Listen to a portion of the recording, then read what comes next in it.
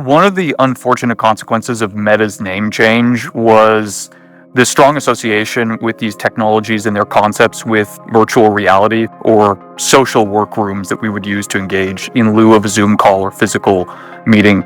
Most of the pioneers in the category strongly separate the two. Some don't even believe that virtual reality has much of a future.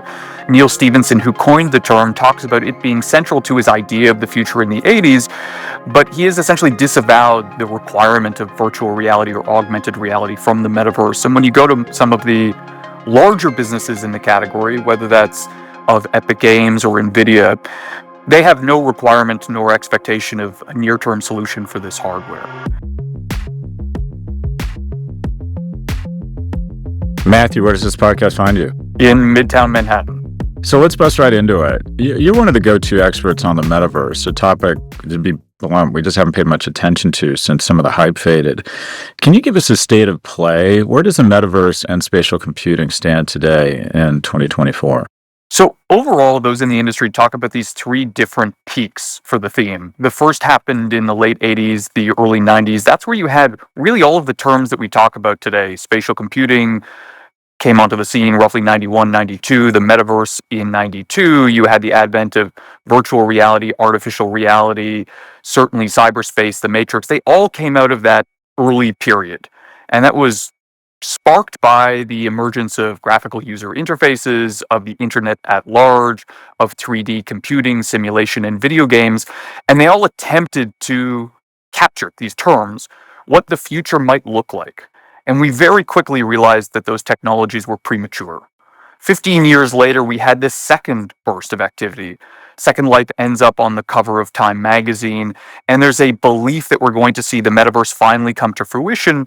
And in the following 2 to 3 years after that peak for Second Life, you have the starting of nearly all of the modern efforts to build wearable glasses and goggles. Magic Leap, you have the Snapchat acquisition of Virgin's Labs, you have HoloLens, you have Oculus VR.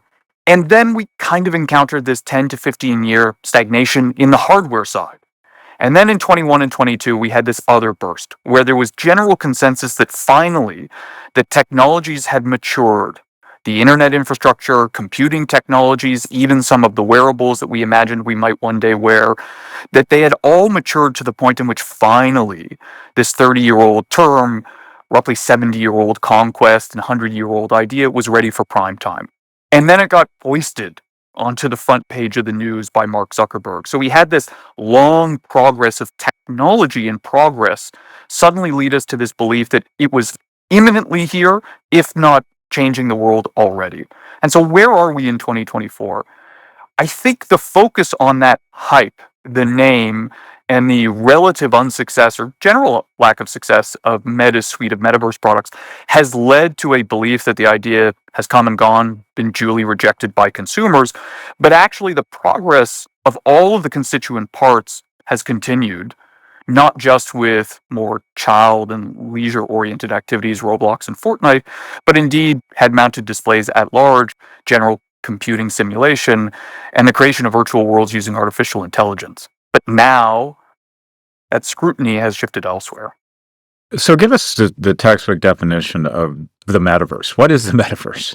The best and easiest way to understand it is a 3D shared and live version of the internet.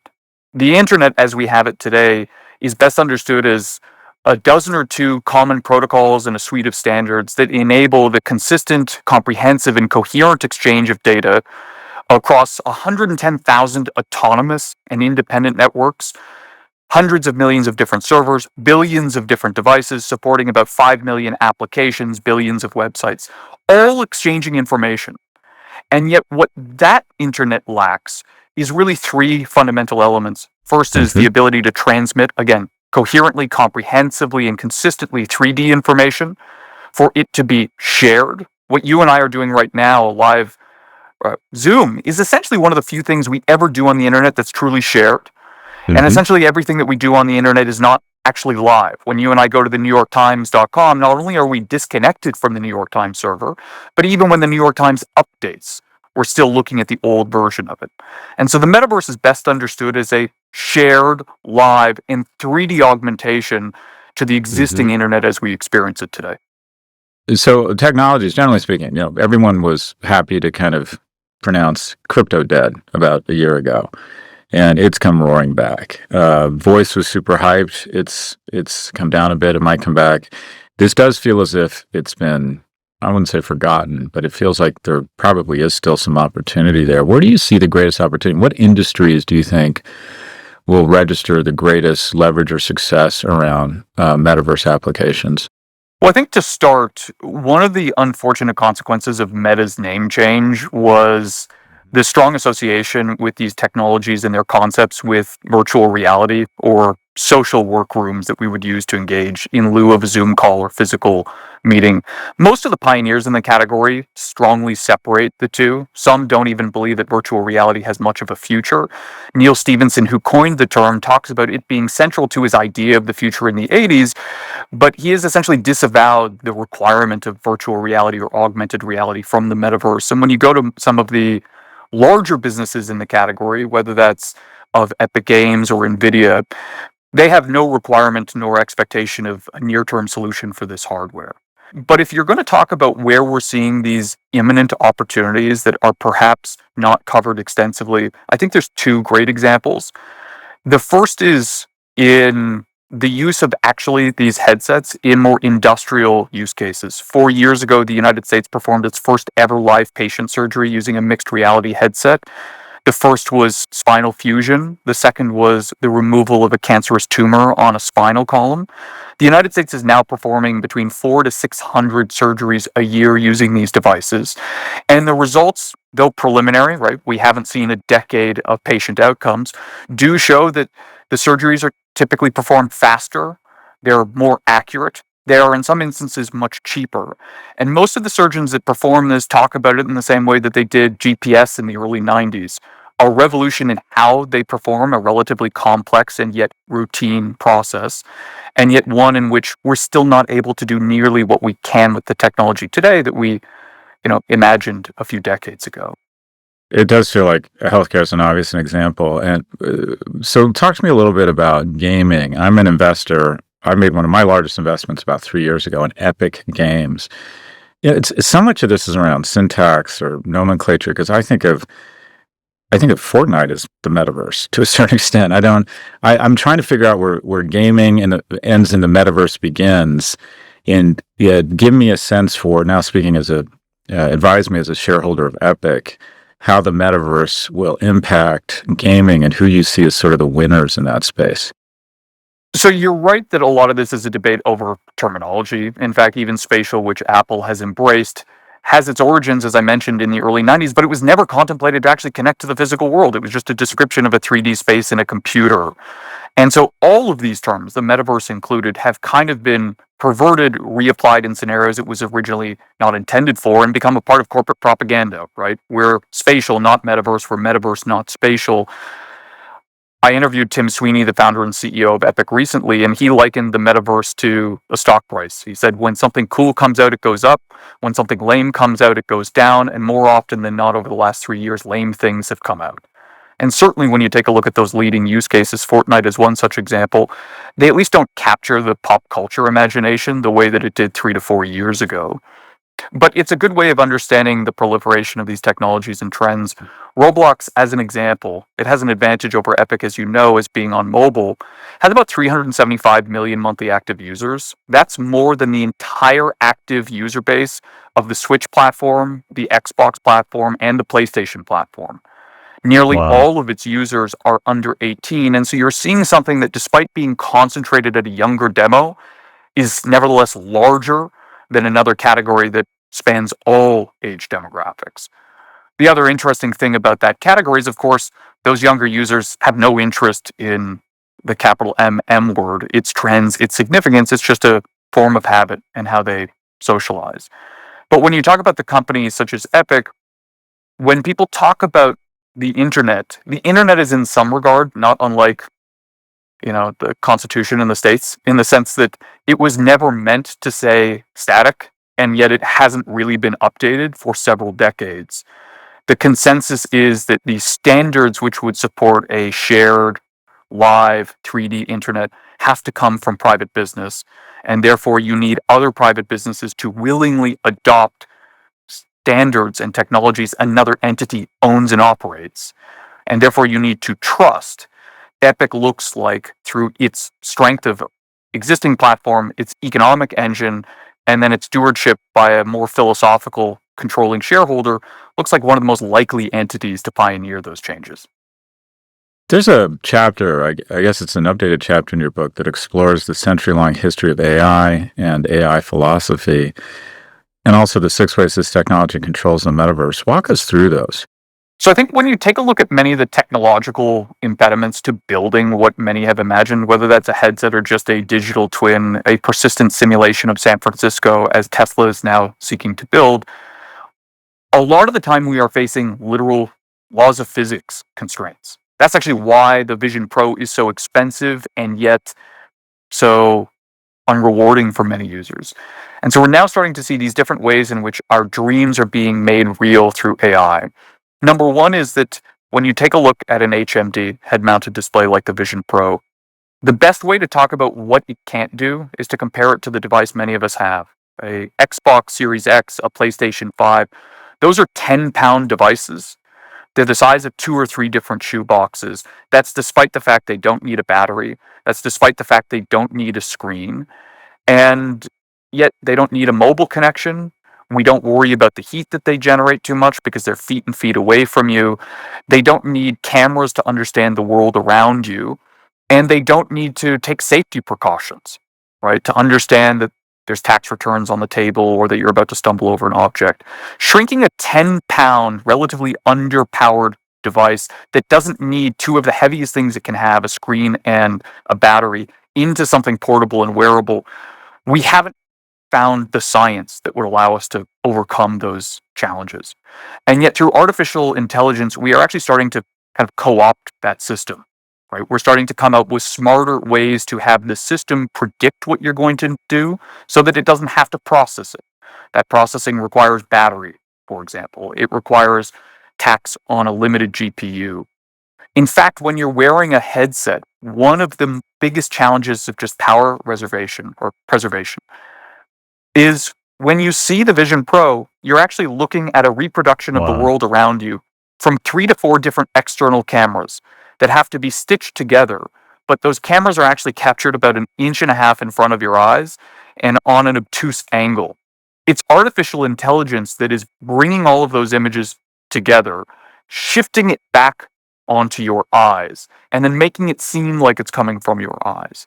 So that's just one such example of literally if we want to have lightweight, portable devices that are comfortable, powerful, able to do what we want, it's actually not a question of lithium ion advances, not entirely. It's not about how many nanometers we have for how many different transistors. A lot of the time, it's how much smarter our systems can be with scarce information. The two bigger elements are just about actually producing the world. There was a lot of scrutiny, and I know you've covered this around Galaxy's Edge at Disneyland. And as expensive as that was, it's shocking to most people to realize that the cost of making a virtual Galaxy's Edge is actually not necessarily less than it was to produce a physical theme park. And if you actually want to staff that with individuals who can bring to life Naboo or Navarro or the planet of Hoth, it becomes more expensive still. And so with artificial intelligence, we're starting to see this reality that if you wanted to produce the Disneyland of your dreams, have it populated as you might imagine, and also allow you to do essentially everything that you would want to do and by extension can't do in a theme park, we're talking about billions of dollars in annual investment that is starting to shrink down into the hundreds of millions and where the cost curve might bring it even lower still. Something that I don't think gets enough attention is the application or applications of the metaverse and AI in terms of simulation or its use on the battlefield. And you have a chapter on this. Give us a sense for where you think this intersects with military strategy. So the best way to do this is to talk about one of those terms that has kind of been forgotten and even Microsoft moved away from, which is digital twins. Digital twins a few years ago became so common because every company that felt obliged to have a quote unquote metaverse strategy just said, let's make a digital twin. And they very quickly realized that Sure, it had some signaling value. They got their employees to feel good about it. They tested some new technology, but they realized they didn't really know what they were going to do with it. And one of the problems, and this comes back to AI, is there are really 5 different levels of digital twins that we talk about in the industry, and the advanced ones require artificial intelligence, and most of them were level 1. Level 1 is a digital twin. It's like a physical miniature. It's a model, a diorama. Teams feel good about them. Executives like having a diorama of their corporate campus, but it reflects a statement. It's a point in time, and it doesn't have much applied value. Level 2 digital twins take that original digital twin and they make them real time. Using IoT and other simulated systems, you're now having a live reproduction of that environment. Level 3 are predictive digital twins. They can tell you what's likely to happen. Level 4 are prescriptive. They provide actual recommendations to the individuals. And then level 5, we talk about autonomous digital twins. Those that can produce prescriptions and predictions at such a high velocity that a human agent can't actually effectuate those changes effectively. So that's level 1 to 5. And by 3, 4, 5, we start to get actual utility, but we require high levels of accuracy, sophistication, and velocity from AI systems. We have 2 other axes. One is the volume of data. Obviously, you can have a digital twin that captures individual vehicles or fleets, and that's a very big distinction. And then we have the amount of other network digital twins you have. Are we talking about a factory plant or a McDonald's in Manhattan, or are we talking about one plugging into the entire corpus of a simulated environment of a Manhattan? So once we understand this scope, you start to talk about how these technologies are being used today, in particular in battlefield testing, where you're saying we have all of these systems that can today do a decent job of predicting and prescribing activities for a relatively stable system with relatively low cost of failure. And by that, I mean a production facility. Pretty stable in what it's going to do, and the consequence of a line pause is real for General Motors or Tesla, but it's not life-threatening. There's still a belief that we don't have the level of prediction or prescription, let alone autonomy, to bring that into an active battlefield. And what we are, however, seeing, and the UK is a pioneer here, is the use of this in active training, in better simulation of what may or may not go right or wrong. And in general, this connects to your earlier point, which is the technologies that are almost always used to actually test this, especially with human agents, is the Unreal Engine out of Epic.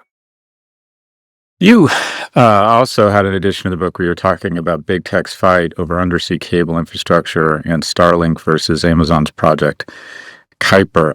I'd love you have such a big brain around, I don't even think of you as the metaverse guy. I think of you as more like kind of like the cutting edge tech guy. I look at Starlink and I see something that has the width of the Amazon, and that this thing could be potentially one of the most valuable companies in the world. And some of this is just, I've had such an incredible experience with the product when it's offered on planes. Talk to me about Starlink, if you agree that it's got that sort of potential and product excellence and moats, and who are the competitors and where are they relative to Starlink? So I love this question, and it actually gets to the earlier point around updating or supplementing the Internet Protocol Suite as we know it. There was a largely undercovered fight going on between the big giants to actually own the submarine cable infrastructure of the Internet. Meta, as you called out, in 2018, they owned 0% of what we call the Internet backbone or the oceanic backbone. By the end of this year, the Free Internet Foundation estimates that Meta will own 12 to 13%, or own, co-own, or be the capacity owner, right? Essentially a leasehold like a wireless tower of all submarine cable infrastructure, about 170,000 kilometers of cable. They will own the cables that connect 47 to 55 different African continental countries. And it's believed that out of the 12 to 13% they own worldwide, 40 to 50% of all of the African continental internet infrastructure. That has led to additional escalation from Google and Amazon, companies that were much farther ahead in purchasing and owning these fiber optic connections.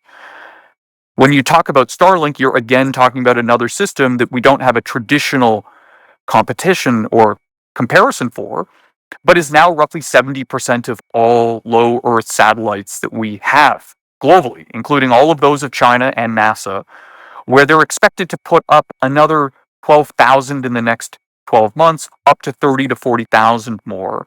And the cost and velocity advantages they have over any other competitor is astonishing.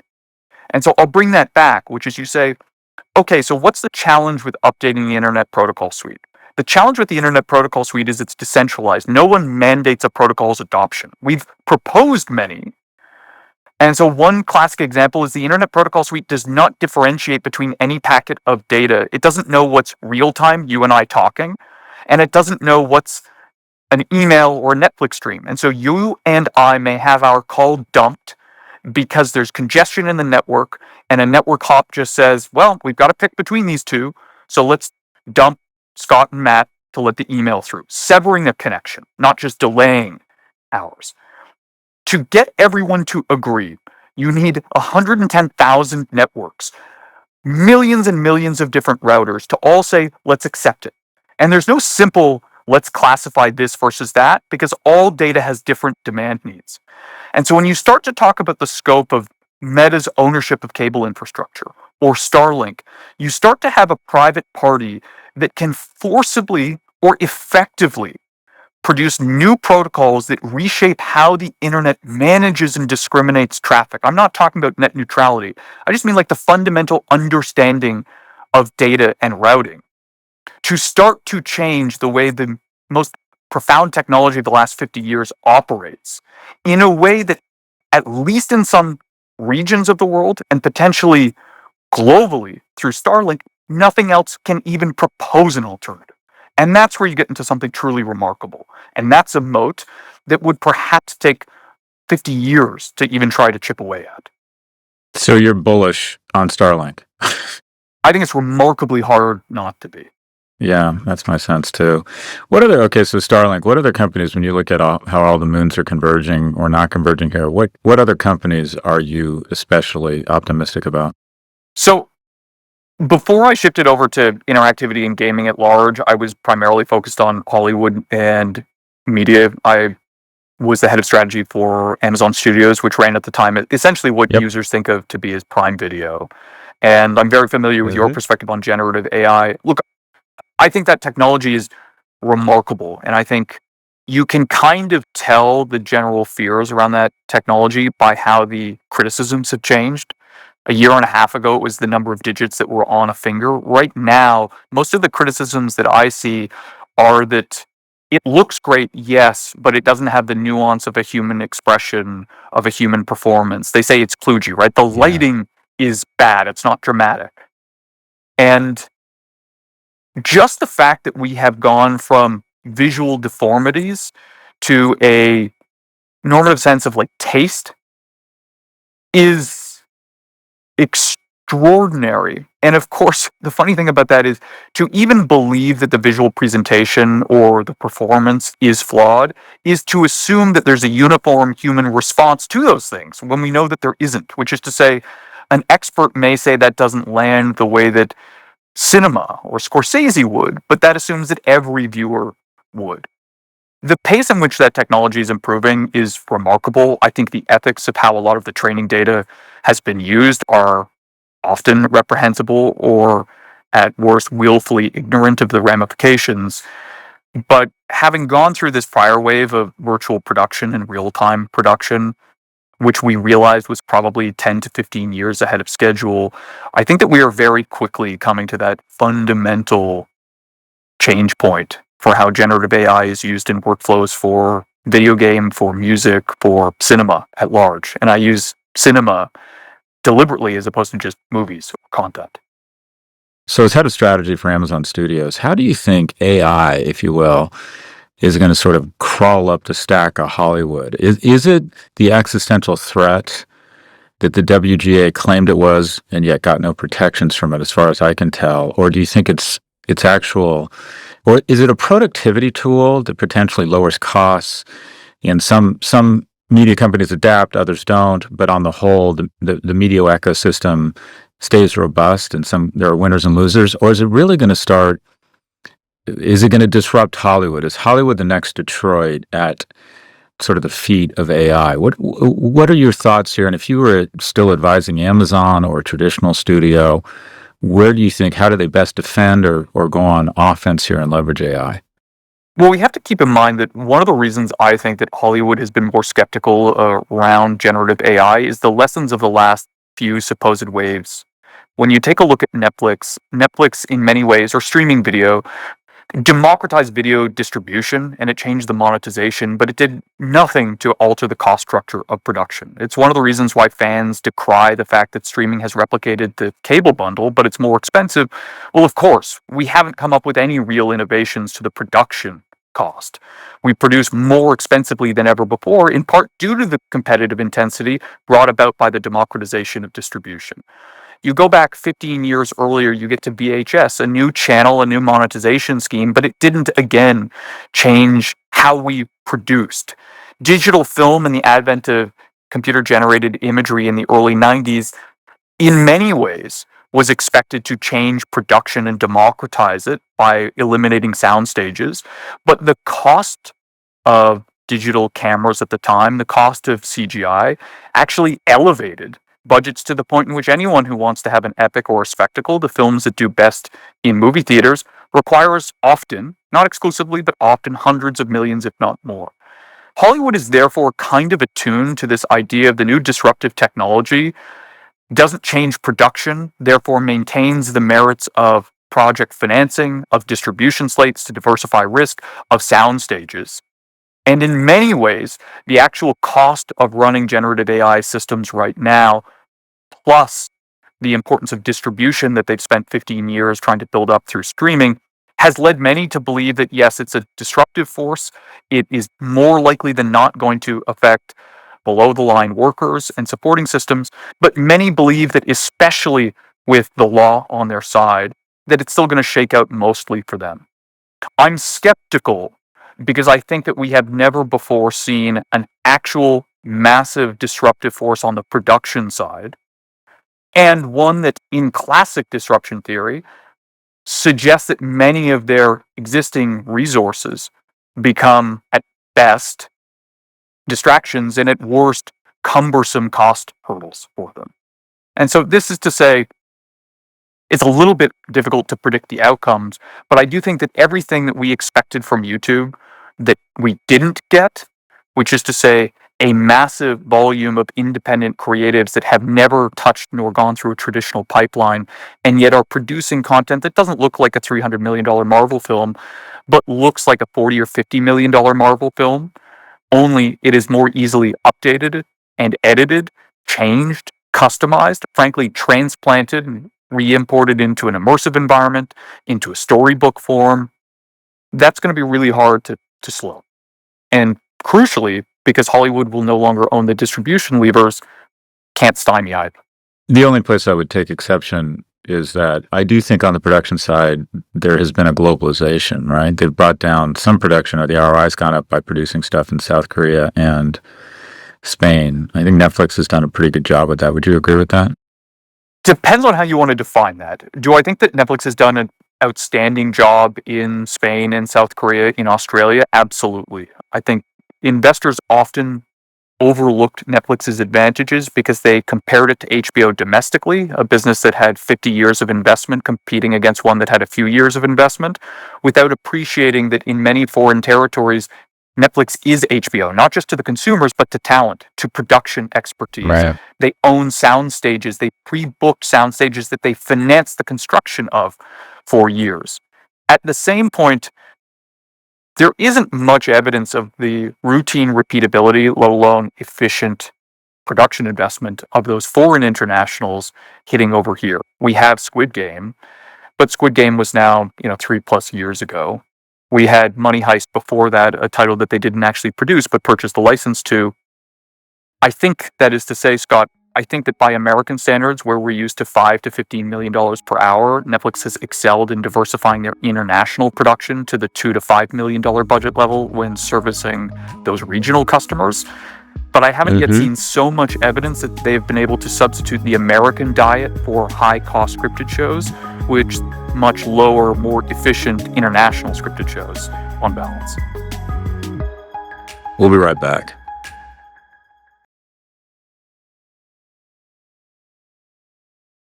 It feels as if we've written about this at the kind of the streaming wars, if you will, are just this great case study in economics. Overinvestment because the markets are willing to replace or say, well, we want growth over profit. So there's a massive overinvestment. And now we're going through a shakeout, cost cutting, consolidation. As you look at the landscape here of all the different streamers, who do you think the winners and losers are? Who are the consolidators and the consolidatees, and any kind of off-market predictions about what might play out in the next 24 months? Well, I think we have to start from the fact that even as recently as 2020, it's remarkable how profitable that category was. People talk about pay TV, but I think it's generally underappreciated that, if you can believe it, pay TV or network television distribution was a top decile EBITDA business in the United States. The median industry has a roughly 13, 14, 15% EBITDA margin. Network distribution was around 37 to 40% in 2020. That compared with renewables, nicotine, and oil and gas. Why? Because the amortization that you netted against your operating income was enormous because you had to build pipelines. Any system that said just shifting from a top decile to a top quartile category meant that you were going to lose roughly 1/3 of your profit margins, that you probably had 2 times the cost structure that you needed. And that's before accounting for the fact that your two biggest competitors non-traditionally are Amazon and Apple, which need not a dollar of direct margin. And you're competing against a business, Netflix, that said, we don't care for 20 years. There is no way, there has never been a way to run away from that system. And so all of the outcomes that I think have long been predicted seem as inevitable now. There's too many players, the cost structures remain too high, and that's before you even take into account the aforementioned generative AI displacement. There's nothing the average American still in 2024 does with their free time more than watch TV. And I don't think that that share of time is even going to last as a result of video gaming, social media, and other practices that we see from the younger generation. And so we're going to see more companies go belly up. We're going to see more companies merge, and like Paramount and Viacom, find out that despite their doubled size, they're going to end up half the size they were. So take it a step further. Well, I'll put this out there. Time Warner survives. Disney survives. Netflix survives. Other than that, I feel like all bets are off. What are your thoughts? How do you mean survive? Like as going concerns or direct-to-consumer business? My sense is they're all recognizing, even the deep pockets of Amazon and Apple realize they don't have the appetite to make the requisite investments to be kind of standalone big competitors here. And everyone's looking for a dance partner or to get acquired. It just feels like there just isn't enough room for all of these players. And what I'm putting to you is, who do you think gets acquired sooner rather than later? Might we see one of them actually get unplugged? Well, look, I think it remains very hard to imagine what the independent future of a Lionsgate or Starz will be, especially as a separated entity. They kind of have all of the drawbacks they had as a combined entity, plus none of the narrative and none of the ability to at least tap into 2 segments of the value chain. AMC has been looking for a dance partner for 15 years, clearly overestimated its value over and over to the point in which there's no dance partner to find for them. But the more important aspect is, look, if you take a look at WBD, these days it's circling less than $7 per share. It's a collection of assets that seem increasingly out of whack. You have the Turner Sports regime that's apparently about to lose its NBA assets. You have CNN, you have HBO, which as of now is decoupling further still from the rest of Max. I think it's important to recognize that under current leadership, WBD has actually sold off most of their plausible growth story. They've renewed a deep into 2030s distribution agreement with Bell Canada. They're apparently renewing their Sky distribution deal in Germany, in Italy, in France. They've renewed a South Korean distribution agreement, an Australian distribution agreement with Stan. At the point in which you're saying we're going to downsize our domestic business in HBO, we're going to start licensing all of our content to Netflix and anyone else who will buy it.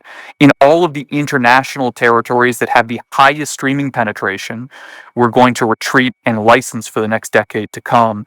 And then you're giving up your most valuable rights on the Turner side. CNN has no strategic adjacency, and the stock price has lost 75% since it debuted only 2.5 years ago. It's very hard to imagine that that current structure can endure. And that's not even talking about the video game side of the business. And Matthew, before we go here, we have a lot of young people who listen to the pod and are working hard, trying to establish currency in a professional marketplace. And I think anybody that looks at your background and what you've achieved and the seat you've sort of created for yourself, and they think that is a really cool profession. Can you give us a little bit of the backstory about how you got to where you are now and any advice you might have for young men and women who are looking to, establish what feels, smells, and looks like a really cool, well-compensated career? So I'd say two things. Growing up in the early 90s, I was a relentless user of these really hard to use systems. I was a big pirate in the 90s. I was on IRC chats. I was using MS-DOS. The use of those products often provided, I think, a intuitive understanding of what was around the corner. Why? Because often the systems that, especially Hollywood, starts to bring feel regressive at the time. Right? I'll give you an example. Like TV Everywhere is one of the biggest disasters that Hollywood has ever invested. Do you remember Ultraviolet, Scott? Mm-hmm.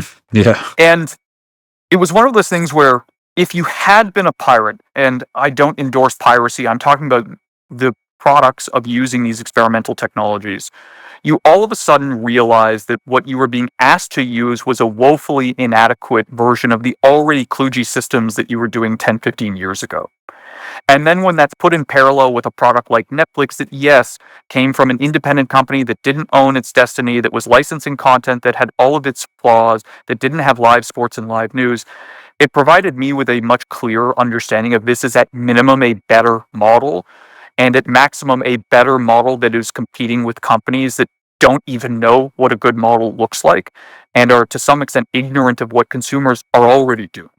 And so I do think that using those technologies constantly, which in the case of crypto means going through truly terrible systems and often losing your money as a result of it, not saying that you should speculatively invest, there's no substitute for that. You cannot learn it by reading blog posts and going on Twitter.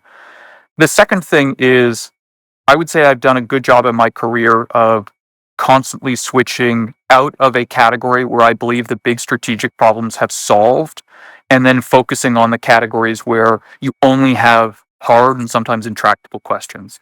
In the case of the metaverse or VR, that means going after a field that you're going to get wrong a lot of the time. It's part of the reason why I've updated this book. It's a 70% remake from only 2.5 years ago. You can't think of the metaverse the same way in 2024 after the Vision Pro, after the crypto crash and resurgence, and after the advent of AI.